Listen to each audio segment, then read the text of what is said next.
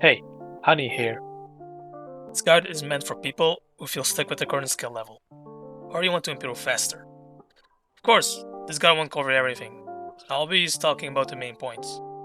I will show you how to improve individually, but also as a team player.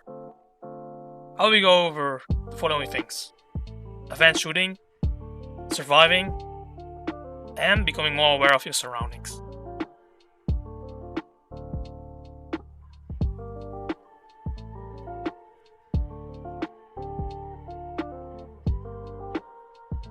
Don't make the enemy path too wide. This causes the enemy to come from different directions, making horizontal aim harder for you. The easiest way to make a narrow path is to use walls. This eliminates the left side. The most important part is that there's no enemies behind you. Getting sandwiched is really bad. This will cause you to take damage. Of course, it's also important to have an escape route. In this way, you can always escape if you get overwhelmed. Keep enough distance between you and your enemy. This differs per gun. Since I'm not using a short-range weapon, I can keep more distance. Note that those tips can be applied in a team setting and individually. So, when should you reposition? You should reposition if you get overwhelmed, or enemies coming through you, defenses, or you get new enemies from different sides. You should retreat when it happens. How far the distance is between you and the enemy depends on your skill. So let's analyze this clip to put it into practice.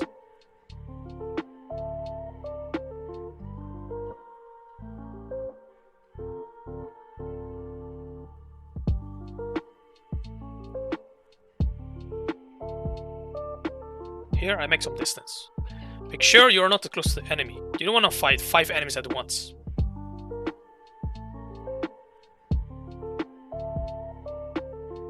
As you can see, I'm going back and forth. I make new defense positions every time I feel threatened. In this way, I avoid a lot of damage. Of course, in a team setting, you are 4-man, so you're able to handle more than you can. But as a team, you also can retreat when you want. Here's another clip in a different setting. Here I tried to line up a shot, but immediately noticed there were more than 3 of them, so I felt overwhelmed and retreated here. If you are a 4-man and have leaks, 1 or 2 leaks, it's fine to handle them. Assign 1 person to kill the back. You have to experiment with yourself, how far you can push yourself when to retreat. With some weapons, you can handle multiple enemies at once. Again, this differs per weapons. Here's a quick summary of what I've been talking about. Pause video when needed. In the next section, I will show you how to fight with multiple enemies. When people think about staggering, they think about the hell out of pistol. But what if I told you, you can use stagger everywhere? To stagger enemies, you need to hit the minimal damage threshold, or destroy enemy body parts. In this way, you can cancel the enemy attack animation, thus avoiding damage. There's also an audio cue, so you don't have to rely on your eyes. For strikers, you don't have to destroy their body part, as they have a low stagger threshold. For giants, you generally want to destroy their body part. Let's see how this works in action.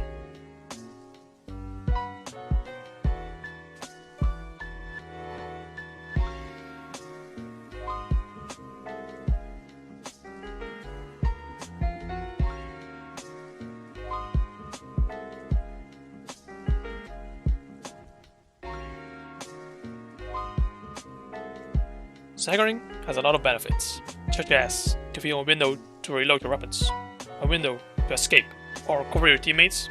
This all leads to less damage taken. What I have seen never people do is staggering for the team. I always try to help my team out to stagger.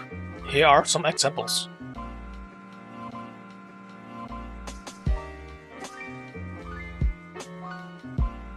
Only do this if they're not focused on you. If they don't have anything on you, you can help your team out. See, you don't have to kill them. Staggering is just part of your killing. The most important part is that the team is stable. Here, I should have staggered for Blue, as he has the scatter gun to kill the giants. Instead, I prioritized the giant to stagger. Here, I'm resting my teammate. My teammate on the left should have staggered him. Imagine if I had 20 HP, I will be dead. With staggering, you can keep enemies at bay. You don't have to fall back as often. This is especially useful when you're holding a defense position. Prioritize enemies that are about to leg or coming through.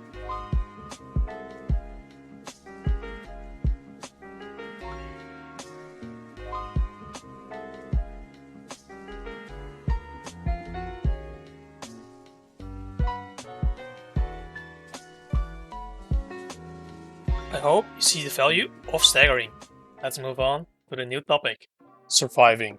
If there's a situation that you reached a dead end and you don't have enough combat power, one option is to run around them. The easiest way to get around enemies is to have the enemies stacked and make sure they come from one direction. In this way, you can go on the side and run around them.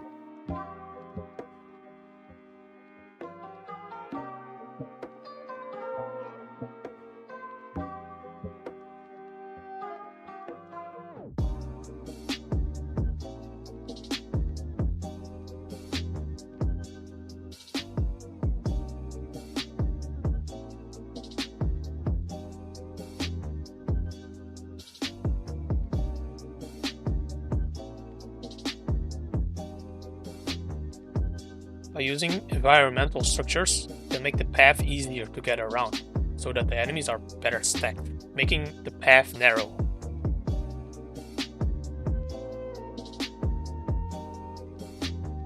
As mentioned before, with my advanced shooting tips, it is no good to have enemies behind you. This also stands true for surviving, to avoid damage.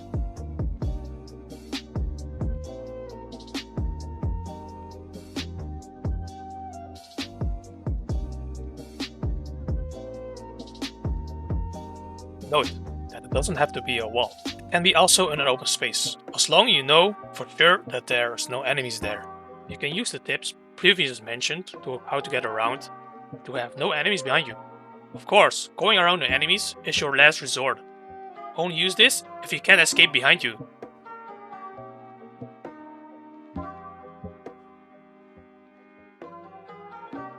As I have mentioned in the staggering part, you can cancel the attack animation of the enemies.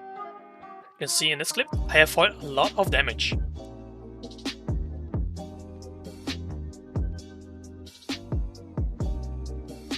With using obstacles can help increase your survivability. You can avoid shooter bullets, enemy legs, or even isolate enemies like the tank or the mob, or even giants. Here we have a teammate who is in an open area, not using his friends. Let's see how he dies.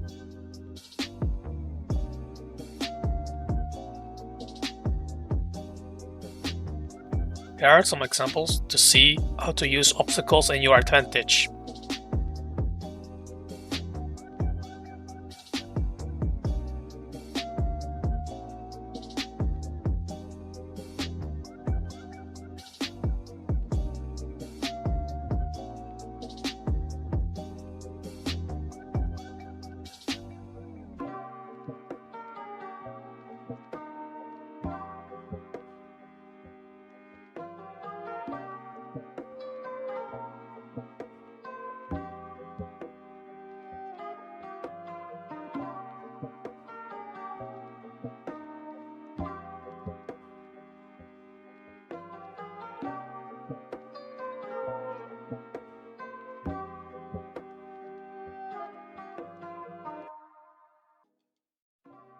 You can reroute enemies by using doors. With the right setup, this makes the enemies go around. You can use this for alarms, or give you time to get your team up. You can reroute enemies between two rooms, but you need at least two doors. I will show you what I mean.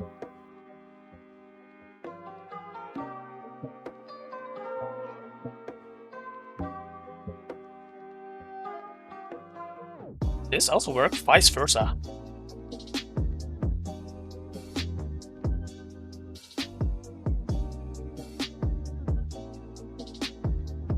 As you can see, it depends where you stand and close the door.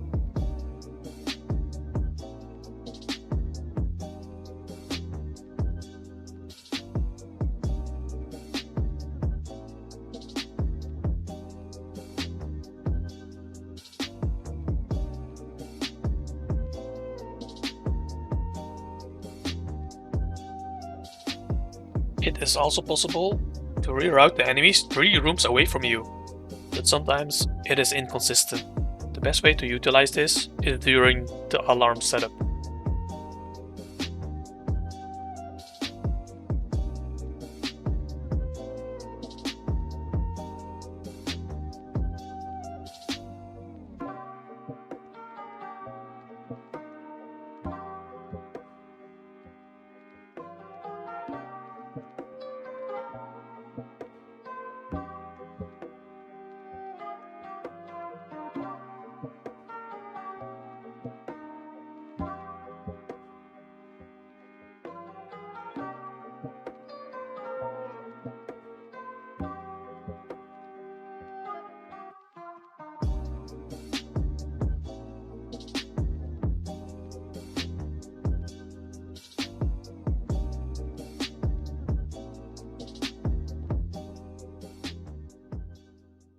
By knowing where the enemies are, you can make better decisions. By using sound, you can hear approximately where the enemies are sleeping. Or even when a room wakes up, you can hear approximately how much are waking up, but also what kind of enemies are waking up. Here I know there was 4 giants here. I didn't hear the scout tentacles or the walking sound, so I called my teammate with the burst cannon to kill them. Here I see the next scan going out. Since I was close to the enemies and didn't see a lot of them, and a scan going back, I can hammer a few of them to save a little bit of ammo.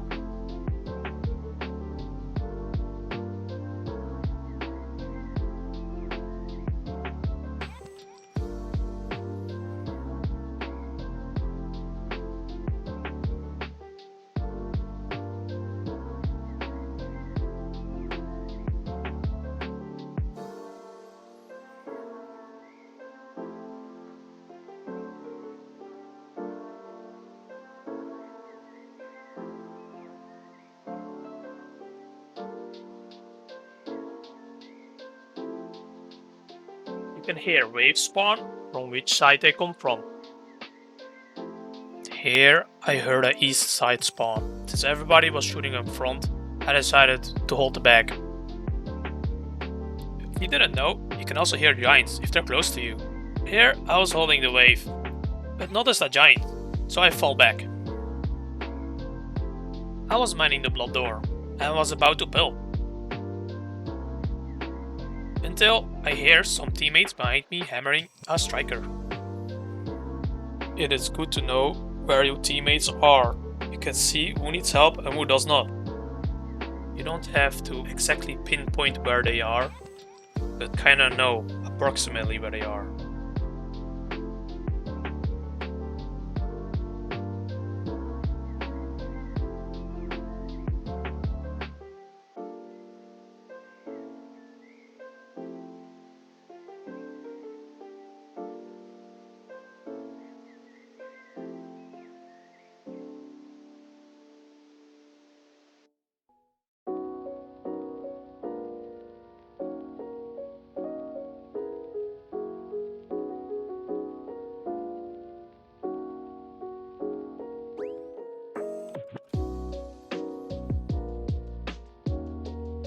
You can cover your teammates too when someone is carrying an objective, covering the reloads, or help them escape when you're ahead, or stagger to avoid damage.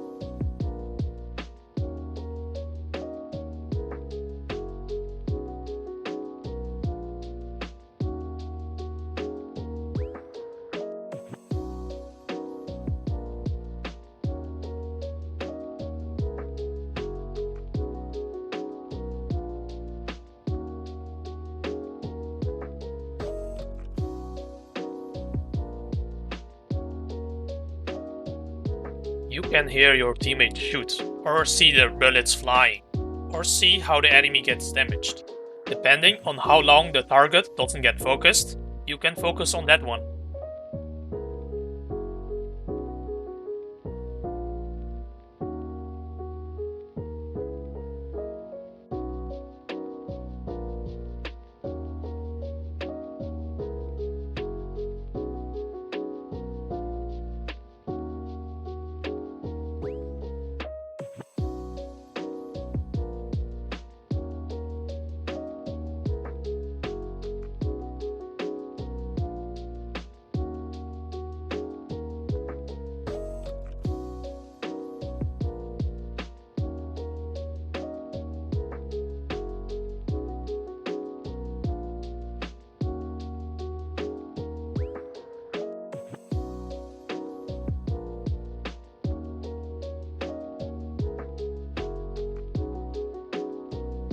Well, that's all I have.